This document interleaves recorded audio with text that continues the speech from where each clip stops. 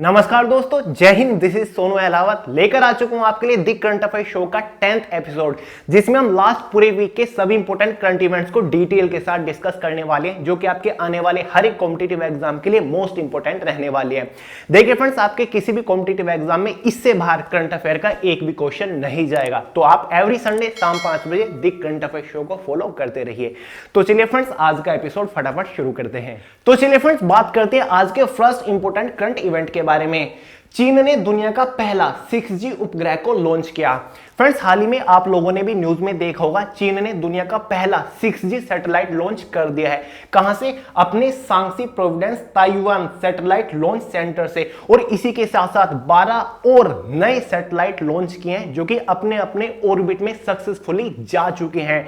और फ्रेंड्स, ये कहा जा रहा है कि इंटरनेट की स्पीड 5G के कंपैरिजन में काफी ज्यादा बढ़ने वाली है। और फ्रेंड्स, इतना ही नहीं, जो चीन ने ये सैटेलाइट लॉन्च किया, इसमें कुछ स्पेशल ऐसे सेंसर लगाए हुए हैं जो कि खेती आपदा के ऊपर भी निगरानी करेगी, और जो जंगलों में आग लग जाती है उसकी रोकथाम में भी ये काफी ज्यादा सहायता करने वाली है। और फ्रेंड्स, चीन ने जब देश के अंदर 5G लॉन्च किया था, उसी के साथ साथ इन्होंने अनाउंसमेंट कर दी थी कि बहुत जल्द 6G भी आने वाला है। 6G की प्लानिंग 5G के बाद ही चीन ने कर दी थी। तो फ्रेंड्स, काफी इंपॉर्टेंट करंट इवेंट हो जाता है कि जो 6G सैटेलाइट है वो दुनिया में पहली बार चाइना ने लॉन्च कर दिया है। भूलिएगा मत, एग्जाम में 100% आएगा, बहुत ज्यादा इंपॉर्टेंट है। बढ़ते हैं नेक्स्ट करंट इवेंट की तरफ। भारतीय नौसेना ने 5वीं स्कॉर्पिन पनडुब्बी वागीर लॉन्च की। फ्रेंड्स, हाल ही में हमारी भारतीय नौसेना ने एक पनडुब्बी लॉन्च किया है जिसका नाम है वागीर, INS वागीर इसका पूरा नाम है। ये काफी विशाल पनडुब्बी है, और सबसे खास बात इसकी ये है कि ये मेड इन इंडिया है, यानी कि मेक इन इंडिया के तहत बनाई गई है। भारत में ही ये पनडुब्बी बनाई गई है, लेकिन जो इस पनडुब्बी का डिजाइन किया गया है वो फ्रांसीसी की जो नौसेना है उसने इसका डिजाइन किया गया था, लेकिन बनाई है भारत ने। पनडुब्बी का नाम है वागीर, और अब ये भारतीय नौसेना के पास होने वाली है। और ये कहा जा रहा है कि इस पनडुब्बी के आने के बाद जो भारतीय नौसेना की ताकत है वो काफी हद तक बढ़ने वाली है, क्योंकि इस पनडुब्बी में कुछ ऐसे सेंसर्स लगाए गए हैं जो कि दुश्मन की रडार में नहीं आएंगे, यानी कि दुश्मन की रडार इसको डिटेक्ट नहीं कर पाएगी। और ये पानी के अंदर ही टोरपीडो का जाल बिछाने में भी सक्षम है, यानी कि एक जाल बिछा देते ना कि दुश्मन की पनडुब्बी को फंसाने के लिए, उसमें सक्षम है। और ये पानी के अंदर टोरपीडो को भी छोड़ सकते हैं, यानी कि पानी के अंदर मिसाइल को छोड़ सकती है। तो काफी हैवी पनडुब्बी है, भारत के अंदर बनाई गई है। इसका जो लॉन्च किया गया है वो कहां से किया गया है? यहां पर देखिए, मुंबई स्थित मंझगांव डॉकयार्ड, ठीक है, मुंबई में एक मंझगांव डॉकयार्ड है, वहां पर इसका लॉन्च किया गया है। नाम है वागीर, याद रखिएगा, भूलिएगा मत, बहुत ज्यादा इंपॉर्टेंट है। बढ़ते हैं नेक्स्ट करंट इवेंट की तरफ। 11 नवंबर को पूरे भारत में राष्ट्रीय शिक्षा दिवस मनाया जाता है। आपको हमेशा बोलता हूं, जितने भी इंपॉर्टेंट दिवस हैं एग्जाम में जरूर पूछे जाते हैं। हाल ही में 11 नवंबर गया है, तो उसी दिन पूरे भारत में राष्ट्रीय शिक्षा दिवस मनाया गया है। क्यों मनाया गया है? जो आप ये स्क्रीन पर देख रहे हैं, ये है हमारे मौलाना अबुल कलाम आजाद, ठीक है, ये इनका पूरा नाम है। ये भारत के पहले शिक्षा मंत्री थे। इन्हीं की जयंती के उपलक्ष्य में शिक्षा दिवस मनाया जाता है। ये जो हमारे शिक्षा मंत्री थे, 15 अगस्त 1947 से लेकर 2 फरवरी 1958 तक ये भारत के पहले शिक्षा मंत्री रहे थे। इसलिए हर साल 11 नवंबर को भारत में शिक्षा दिवस मनाया जाता है। तो फ्रेंड्स, जो जितने भी दिवस आते हैं, अगर उनका कोई थीम है वो मैं आपको प्रॉपर बता देता हूं। आगे भी कुछ इंपोर्टेंट डे आएंगे, मैं उनको प्रॉपर थीम बताऊंगा, लेकिन इसका थीम नहीं था, इसलिए मैं आपको थीम नहीं बता रहा हूं। नेक्स्ट करंट इवेंट की तरफ बढ़ते हैं। आत्मनिर्भर भारत रोजगार योजना की शुरुआत। फ्रेंड्स, हाल ही में भारत के प्रधानमंत्री नरेंद्र मोदी जी ने एक योजना की शुरुआत की है जिसका पूरा नाम है आत्मनिर्भर भारत रोजगार योजना। इस योजना के तहत उन लोगों को लाभ मिलने वाला है जिनकी कोरोना काल में नौकरी चली गई थी, वो बेरोजगार हो गए थे, या फिर वो लोग जिनको 1 अक्टूबर के बाद नौकरी प्राप्त होगी और उनका EPFO में, यानी कि एम्प्लॉय प्रोविडेंट फंड ऑर्गेनाइजेशन में रजिस्ट्रीकरण होगा, और जिनकी सैलरी पर मंथ 15,000 से कम है, उन लोगों को सहायता मिलेगी। और ऐसी कंपनीज ठीक है, जो कि 50 साल से ज्यादा उम्र के लोगों को नौकरी देगी, ठीक है, उनको भी एक स्पेशल टाइप की सब्सिडी दी जाएगी, उनको भी एक बजट दिया जाएगा, ठीक है, उनको भी ऐसा लोन दिया जाएगा जिनकी किस्तें 1 साल के बाद शुरू होंगी, ठीक है। तो उन लोगों को सहायता मिलने वाली है, स्पेशली 1 अक्टूबर के बाद जिनकी नौकरी मिली, जिन लोग को, ठीक है, उनको प्रॉपर लाभ मिलने वाला है। उनका जो पीएफ प्रोविडेंट फंड है उसमें भी बढ़ोतरी की जाएगी, उनका भी फंड थोड़ा ज्यादा दिया जाएगा उन लोगों को इस योजना के तहत। तो फ्रेंड्स, काफी इंटरेस्टिंग योजना है और 1 अक्टूबर को हर साल आत्मनिर्भर भारत रोजगार के रूप में मनाया जाया करेगा। तो काफी इंपॉर्टेंट है, याद रखिएगा। बढ़ते हैं नेक्स्ट करंट इवेंट की तरफ। इसरो ने PSLV C49 से 10 उपग्रहों को किया लॉन्च। काफी इंपॉर्टेंट करंट इवेंट है, ध्यान से सुनिएगा। फ्रेंड्स, हाल ही में ISRO, Indian space research organisation ने एक साथ 10 सैटेलाइट लॉन्च किए, जिसमें से एक खुद की भारत की सैटेलाइट थी, बाकी 9 सैटेलाइट विदेशी सैटेलाइट थी, यानी कि कस्टमर कंट्री, जिन कंट्री की सैटेलाइट लॉन्च की भारत ने, उन कंट्रीज के लिए, ठीक है। जो अपनी एक सैटेलाइट लॉन्च की वो काफी स्पेशल तरीके की सैटेलाइट थी, यानी कि भारत के तटों के ऊपर निगरानी करने के लिए वो सैटेलाइट लॉन्च की, जो भारत ने अपनी सैटेलाइट लॉन्च की। और वो ऐसी सैटेलाइट है, उसमें इस प्रकार के सेंसर लगाए गए हैं, किसी भी तरीके के मौसम में वो सैटेलाइट प्रॉपर निगरानी रख सकती है, चाहे कितने भी घने बादल क्यों न हो, तब भी वो सैटेलाइट प्रॉपर निगरानी रख सकती है और जो इसरो को है प्रॉपर मैसेज वगैरह दे सकती है, ठीक है। इस टाइप की अपनी सैटेलाइट लॉन्च की। कहां से लॉन्च की? वो इन्होंने सतीश धवन श्री हरिकोटा से सभी 10 सैटेलाइट को लॉन्च की। जो इनका PSLV था वो C49। PSLV होता है पोलर सैटेलाइट लॉन्च व्हीकल, यानी कि जिस व्हीकल से सैटेलाइट को लॉन्च किया जाता है, ये वाला व्हीकल C49 से इन 10 सैटेलाइट को लॉन्च किया गया। ये इंपॉर्टेंट है, याद रखिएगा। कहां से? सतीश धवन श्री हरिकोटा से ये सैटेलाइट लॉन्च की। ये देखिए, मैंने जो सैटेलाइट लॉन्च की, जो उपग्रह भारत का था, उसका नाम क्या था? EOS-01, ठीक है। ये एक बेहतर शक्तिशाली रडार है एक तरीके की, ठीक है, जो कि मतलब निगरानी रखेगी। नेक्स्ट करंट इवेंट की तरफ बढ़ते हैं। इंपॉर्टेंट डेट्स आ गई फिर। 14 नवंबर को विश्व भर में विश्व मधुमेह दिवस मनाया जाता है। मधुमेह मतलब डायबिटीज डे, ठीक है। फ्रेंड्स, हाल ही में 14 नवंबर गया है और वर्ल्ड डायबिटीज डे मनाया गया। सबसे पहला सवाल तो ये उठता है कि ये दिवस क्यों मनाया जाता है? ये दिवस इसलिए मनाया जाता है हर साल कि जो साइंटिस्ट ने, डॉक्टरों ने इसकी खोज की, ठीक है, डायबिटीज का इलाज खोजा इस रूप में, इसलिए ये दिवस मनाया जाता है। और इस बार जो इसका थीम था वो था द नर्स एंड डायबिटीज, ये इसका थीम था और हर साल 14 नवंबर को मनाया जाता है, याद रखिएगा। नेक्स्ट इवेंट है हमारा, अजीम प्रेम जी बने सबसे दानवीर भारतीय। काफी इंपॉर्टेंट करंट इवेंट है, याद रखिए, थोड़ा आपको समझाने की कोशिश करूंगा। फ्रेंड्स, हाल ही में एक लिस्ट जारी की गई है जिसके थ्रू पता चला है कि भारत के जो सबसे ज्यादा दानवीर इंसान हैं वो है अजीम प्रेम जी। इनका पूरा नाम है MH अजीम प्रेम जी या फिर मोहम्मद अजीम प्रेम जी इन्हें कहा जाता है। इन्होंने जो 2019 और 2020 का जो साल था उसमें जो दान किया है राशि, वो 7,904 करोड़ रुपए का इन्होंने दान किया है, इसलिए भारत के सबसे दानवीर इंसान कहलाते हैं। अब ये है कौन अजीम प्रेम जी? जो विप्रो है, इंफॉर्मेशन टेक्नोलॉजी की जो मल्टीनेशनल कंपनी है भारत की, विप्रो, मैंने लोगो लगाया, ये उसके फाउंडर हैं। तो याद रखिएगा, आई होप आप समझ गए होंगे। नाम है अजीम प्रेम जी। कितने रुपए का उन्होंने योगदान दिया? 7,904 करोड़।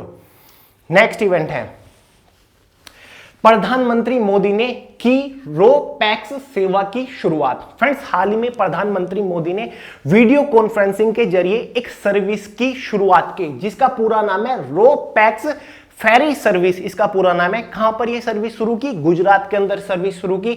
ये जो एक सर्विस है, ये एक फेरी सर्विस रहने वाली है, यानी कि एक तरीके का एक शिप है। ये गुजरात के अंदर एक जगह है, घोगा से लेकर हजीरा, गुजरात के अंदर ही के बीच में ये सर्विस शुरू की गई है। पहले जो ये सफर है रोड के थ्रू कवर किया जाता था और जो टोटल डिस्टेंस थी वो 370 किलोमीटर की थी। जब ये फेरी सर्विस स्टार्ट हो चुकी है तो इसके बीच की डिस्टेंस केवल 90 किलोमीटर रह गई है, यानी कि काफी टाइम बचेगा और काफी पेट्रोल की भी खपत कम होगी और जो मतलब ट्रैफिक है वो भी सड़क के ऊपर कम होगा, क्योंकि अब ये प्रॉपर रास्ता स्टार्ट होने वाला है। ये एक इस टाइप का शिप होगा जिसके अंदर बसेस भी जा सकती हैं, यानी कि कार भी जा सकती हैं, यात्री भी इसके अंदर सफर कर सकते हैं।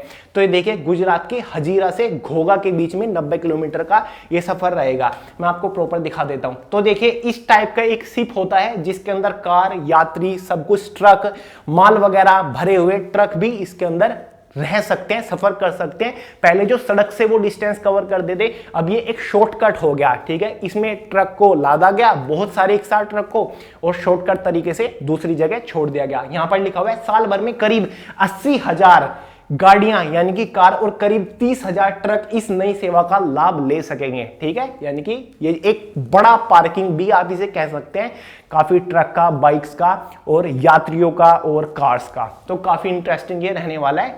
नेक्स्ट इवेंट है, इंपॉर्टेंट है थोड़ा सा। कमला हैरिस बनी अमेरिका की पहली महिला व अश्वेत उपराष्ट्रपति। आप लोगों को तो पता है हाल ही में यूएस के अंदर इलेक्शन खत्म हुए हैं और यूएस के नए प्रेसिडेंट और वाइस प्रेसिडेंट चुने जा चुके हैं। लेकिन इंपॉर्टेंट करंट इवेंट ये बनता है कि ये जो कमला हैरिस है ये यूएस की पहली महिला और अश्वेत यानी कि ब्लैक वाइस प्रेसिडेंट चुनी गई हैं। नाम तो आपको पता ही होगा। और ये 49th वाइस प्रेसिडेंट रहने वाली है, ठीक है, यानी कि 49वीं वाइस प्रेसिडेंट। याद रखिएगा पहली महिला, अब से इससे पहले कोई भी महिला वाइस प्रेसिडेंट नहीं थी यूएस की। अब क्वेश्चन ये भी बन सकता है कि फिलहाल करंट के कौन वाइस प्रेसिडेंट है, या फिर जो कमला हैरिस है वो किसकी जगह लेगी, किसकी जगह उन्होंने ली, यानी कि पहले कौन थे वाइस प्रेसिडेंट यूएस के। वो हमारे माइक पेंस, ये माइक पेंस है 48वें वाइस प्रेसिडेंट। अब ये तो आपको पता ही होगा प्रेसिडेंट कौन चुने गए हैं, जो बिडेन चुने गए हैं, ठीक है। और वो 46वें प्रेसिडेंट होंगे जो कि 10 जनवरी के बाद शपथ लेने वाले हैं। और ये जो बिडेन है और ये कमला हैरिस है, एक साथ फोटो आप देख सकते हैं। नेक्स्ट करंट इवेंट की तरफ बढ़ते हैं। यूएई ने शराब की खपत और अविवाहित जोड़े के लिए लिव इन पर इस्लामी कानून में दी छूट। ये भी काफी इंटरेस्टिंग इवेंट बन जाता है, न्यूज में काफी छाया हुआ है। फ्रेंड्स यूएई, यूनाइटेड अरब अमीरात, जो कि एक इस्लामिक कंट्री है, उसने 3 कानून जो सख्त कानून थे उनमें छूट दे दिया, उनमें ढील दे दिया। कानून कौन कौन से थे? एक तो शराब प्रतिबंध को ढील दी। यूएई में कानून था कि बिना लाइसेंस के कोई भी इंसान अपने घर में शराब नहीं रख सकता या फिर अपने व्हीकल में शराब नहीं रख सकता। यह कानून हटा दिया गया है, अब उसके लिए लाइसेंस की आवश्यकता नहीं पड़ेगी, ठीक है। दूसरा, अविवाहित जोड़े को सहवास की अनुमति, यानी कि लिव इन रिलेशन में अब रह सकते हैं, यानी कि जिनकी शादी नहीं हुई वो उससे पहले एक साथ रह सकते हैं। यह कानून हटा दिया गया है। ओनर किलिंग, ये भी ओनर किलिंग के लिए प्रॉपर एक अपराध माना गया है। जो ओनर किलिंग है उसको अपराध घोषित कर दिया कि ये भी एक अपराध होगा। ओनर किलिंग होता क्या है? अगर कोई भी घर का ऐसा सदस्य, स्पेशली महिला, कुछ ऐसा काम करती है जिसकी वजह से घर वालों का अपमान होता है तो घर वाले उसे सजा देते हैं या फिर मार देते हैं, इसको ओनर किलिंग कहा जाता था। अब तक ये अपराध नहीं माना जाता था, लेकिन अब ये अपराध माना जाएगा। अगर कोई ऐसा करता है उसके लिए एक प्रॉपर सजा होगी। आई होप आप समझ गए होंगे, ठीक है। तो ये नए कानून पास किए गए। क्वेश्चन किसी भी तरह से पूछा जा सकता है कि कहां पर ये कानून पास किए गए, इनमें से कौन से कानून में ढील दी गई है, किस देश में दी गई है, किसी भी टाइप का क्वेश्चन बनेगा तो आप समझ जाइएगा। बढ़ते हैं नेक्स्ट करंट इवेंट की तरफ। 12 नवंबर को विश्व निमोनिया दिवस मनाया जाता है। यार इंपॉर्टेंट डेट से रिलेटेड काफी क्वेश्चन है आज के एपिसोड में। वैसे भी हर एक कॉम्पिटिटिव एग्जाम में 1-2 क्वेश्चन पक्का आता है, तो आप फोकस बनाए रखिएगा। देखिए फ्रेंड्स, हाल ही में 12 नवंबर गया है तो इसी दिन विश्व निमोनिया दिवस मनाया गया। सबसे पहला सवाल है कि निमोनिया दिवस मनाया क्यों जाता है? निमोनिया एक बीमारी है, इससे बचने के लिए, लोगों को जागरूक करने के लिए, इसके लक्षण बताने के लिए, सर्दी में निमोनिया से कैसे बचाव करें, क्योंकि सर्दी में ये बीमारी ज्यादा आती है और इस निमोनिया की वजह से बच्चों के अंदर, छोटे बच्चों के अंदर मृत्यु दर काफी बढ़ रहा है। इसलिए लोगों को जागरूक करना कि निमोनिया एक खतरनाक बीमारी है, इससे कैसे बचाव करें, इसके उपचार क्या है। तो इसलिए विश्व निमोनिया दिवस 12 नवंबर को मनाया जाता है। इस बार जो इसका थीम था वो था एवरी ब्रीथ काउंट्स, ठीक है, याद रखिएगा, एवरी ब्रीथ काउंट्स। बढ़ते हैं नेक्स्ट इवेंट की तरफ। रस्किन बॉन्ड, ये आप स्क्रीन पर देख रहे हैं, पॉपुलर इंडियन राइटर हैं, बुक लिखते हैं, को Tata literature life time achievement award से सम्मानित किया गया। बहुत ही फेमस राइटर हैं, भारत के एक ऑथर हैं। तो हाल ही में रस्किन बॉन्ड को Tata literature life time achievement award से सम्मानित किया गया है। काफी बड़ी बात है क्योंकि इनके पास बच्चों के लिए, स्पेशली किड्स के लिए और वयस्क जो ओल्ड एज लोग हैं, सीनियर सिटीजन्स हैं, उनके लिए 100 बुक लिखने का इनके पास एक्सपीरियंस है। यानी कि बच्चों और वयस्कों के लिए ये 100 बुक लिख चुके हैं। ठीक है, ये एक्सपीरियंस है। साथ ही इनको पद्म विभूषण भी मिल चुका है, पद्मश्री भी इनको मिल चुका है। तो काफी अवार्ड इनको ऑलरेडी मिल चुके हैं। भारतीय बाल परिषद ने भी इनको सम्मान दिया है। तो इंपॉर्टेंट क्वेश्चन है, हाल ही में इनको Tata literature life time achievement award से सम्मानित किया गया। नाम है इनका रस्किन बॉन्ड। नेक्स्ट इवेंट की तरफ बढ़ते हैं। ये भी इंपॉर्टेंट है। देख के आपने सोचा होगा कि इसके बारे में तो मुझे पता है, ये मैं क्या बता रहा हूं, लेकिन फ्रेंड्स इवेंट कुछ और है। आईपीएल 2020 में केएल राहुल को ऑरेंज कैप और game changer player of the season चुना गया। आप जानते हैं केएल राहुल किंग्स 11 पंजाब के कैप्टन है। 2020 का आईपीएल खत्म हो चुका है और मुंबई इंडियंस उसमें 5 विकेट से शायद जीत चुके हैं।